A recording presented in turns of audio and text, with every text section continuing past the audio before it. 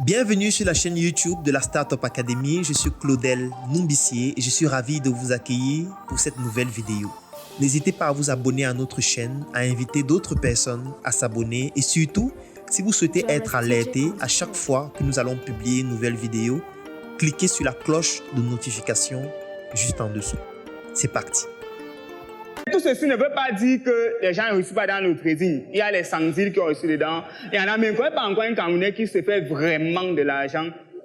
Sauf certaines personnes qui font, je veux dire, bon, ils ont un certain niveau. Oui. C'est vrai que vous pouvez vous faire, si vous voulez rester dans les trucs qui peuvent payer peut-être le loyer, vous pouvez continuer, hein, sérieusement. Je vais vous donner, il y a une semaine où je me suis vraiment, j'ai récupéré toutes mes forces et j'ai laissé la soif d'aller un peu trop vite. J'ai décidé de me limiter à 20% jour. J'ai mis $100. Lundi, je me mets sur la machine, moins de 30 minutes, j'ai fait $120. En 2-3 coups, j'étais à $120. Quand c'est les bons coups, tac, tac, j'ai fait $120, je me déconnecte. Oui, je me déconnecte. Mardi, je me connecte encore, j'ai fait encore 20, je me suis à $140, $145, je m'arrête. Mercredi, je l'ai fait jusqu'à vendredi. Après, je dis, gars, ça se passe bien. Mais c'est quoi cette paresse? Tu vois, à $200, gars, avance. Pourquoi je déconnecte pourtant, ça se passe bien?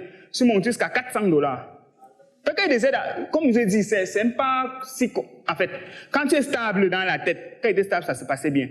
Donc, j'ai tenu lundi, mardi, mercredi, jeudi, vendredi, j'avais doublé mon argent. À $20 fois 5 jours, tu as 200.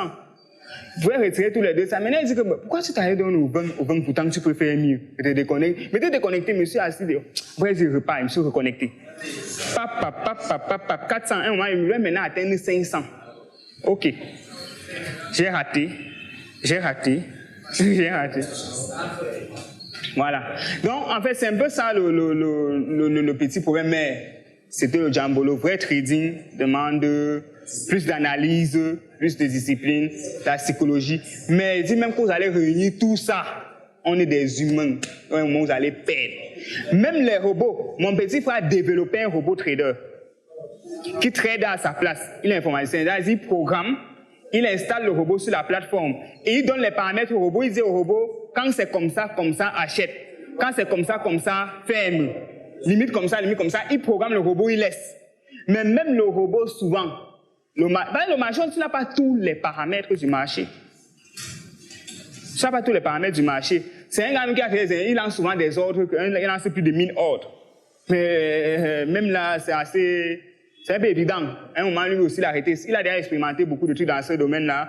Il est beaucoup plus avancé que moi. Il a même fait le matching des crypto-monnaies. À un moment, il a acheté un laptop.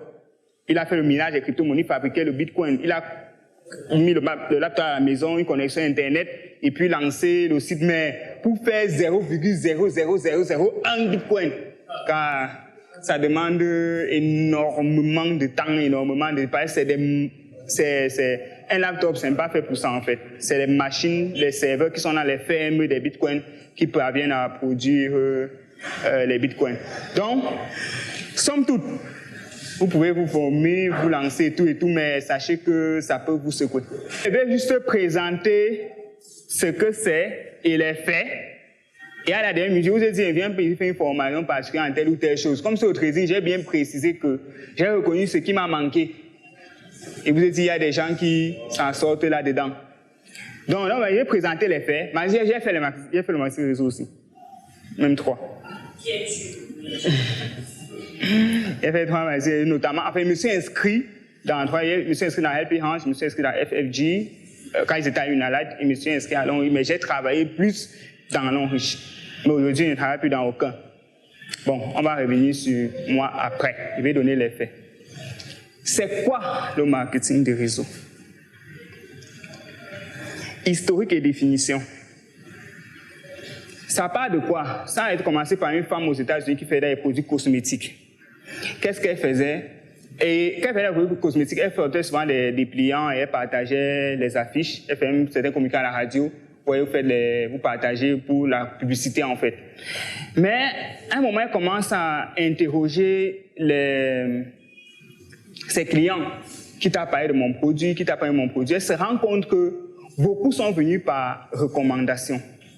C'est-à-dire, elle a consommé, elle dit c'est ma copine telle qui a utilisé tes produits, elle m'a conseillé, c'est ma soeur telle, c'est elle, c'est elle. C'est vrai, c'est dit, ben attends, il se peut que la recommandation me donne plus de clients que ce que je dépense pour la publicité. Et elle commence maintenant à récompenser ses clients par recommandations faites. À la fin, chacun selon son éducation, selon son éthique, selon ses valeurs et selon ses croyances, va lui-même décider soit de rester dans la position où il voit cela comme une arnaque, soit de rester dans une position où il voit cela comme une opportunité. Déjà, j'aimerais un peu avoir une idée. Qui dans cette salle connaît le marketing de réseau? On a entendu parler.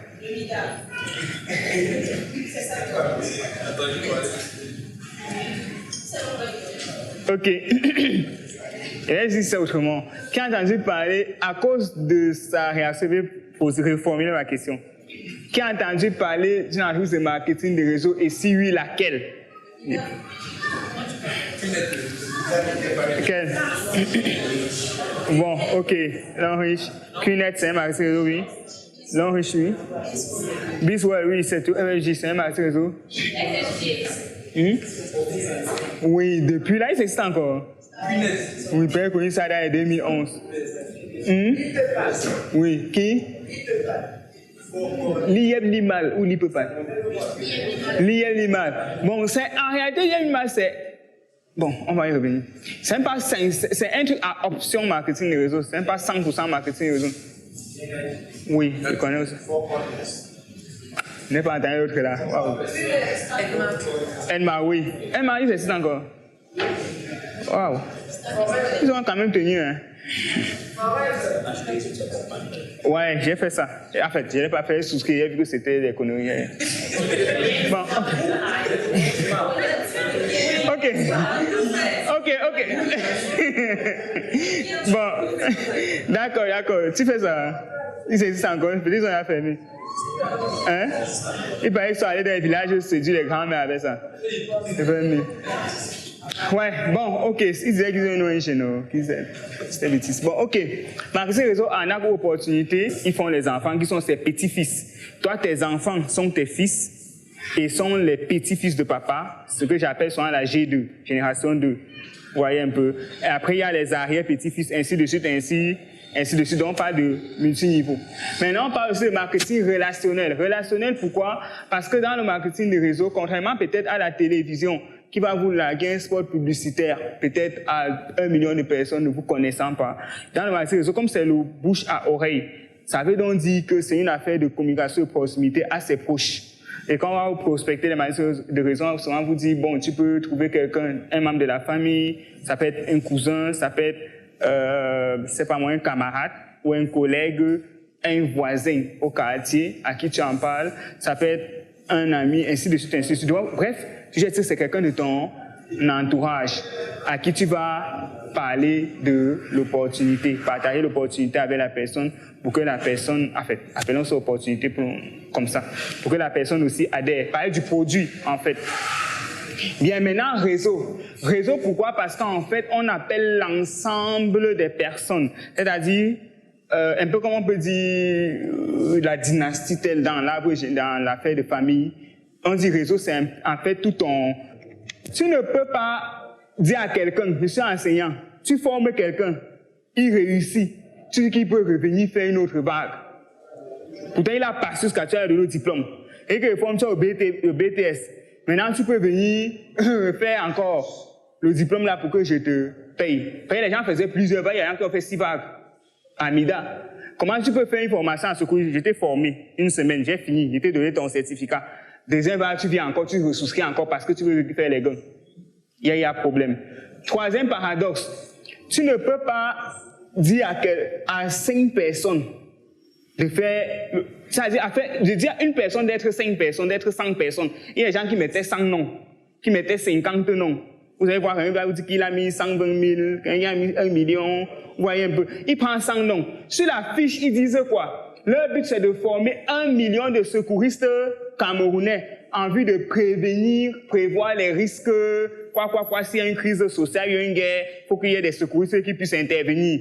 On veut donc former 1 million. Maintenant, il demandait à certains Midaïens que comment toi, tu peux donc faire le travail de 100 secouristes.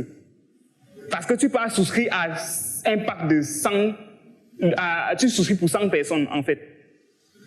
Est-ce que tu peux faire le travail de 100 personnes? Il y a un problème, n'est-ce pas? Ça, c'était encore un autre paradoxe. Maintenant, les raisons pour lesquelles ça aurait fait, quand tu as analysé la fiche, les paiements, première semaine, les premières vagues, quand ils finissaient, 2 jours après, on payait. Ou même le même jour. Deuxième vague, ça montait déjà à 3-4 jours. Un moment, une semaine. Vers les 8e, 9e, il dit à un gars là, que s'il paye la, c'était quoi la 8e et la 9e vague, on coupe le chapeau. Et que bientôt ça atteint, pour moi c'était un Ponzi en fait. Il lui dit bientôt ça atteint sa saturation. Parce que les écarts devenaient 1 mois. Vous savez pourquoi? Parce qu'il fallait le temps pour que les gens viennent souscrire, pour qu'on utilise cela pour payer les précédents. Et c'est pour ça que le temps de paiement commençait à s'élargir. En réalité, selon mes analyses, MIDA était un Ponzi. Le Ponzi, c'est que pour payer ceux qui étaient là, on utilisait les adhésions de des nouveaux, des entrants. Et en plus, ça fonctionne aussi très bien. Pourquoi? Ils ont commencé une cible parfaite, les étudiants qui n'ont pas beaucoup d'argent. Quelqu'un qui a 12 000, qui a 50 000, qui a 24 000, c'est facile de le payer. C'est 60 000, 120 000. Et maintenant, eux, donc, ils servaient donc de commercial, de preuve que ça marche. Maintenant, quand un gars débarque à la maison, il dit qu'il soit dans un endroit là, ils disent qu'ils ont pitié des Camerounais. Ça m'a fait rire quand une collègue m'a insisté que j'aille investir dedans en disant que, il dit que mais l'argent vient d'où? Il dit que vous, c'est les milliardaires du monde, ils ont pitié de nous. Il dit que quoi? Il n'y a pas de pauvreté chez eux, ils ont pitié de nous, hein. Et que oui, ils veulent aider. Elle dit, n'est-ce pas? Comme ça, là, oui. Elle dit, bon, pourquoi ils ne donnent pas une fois l'argent? Est-ce qu'ils ont fait un concours de projet? Qui fait un concours de projet finance quelques projets?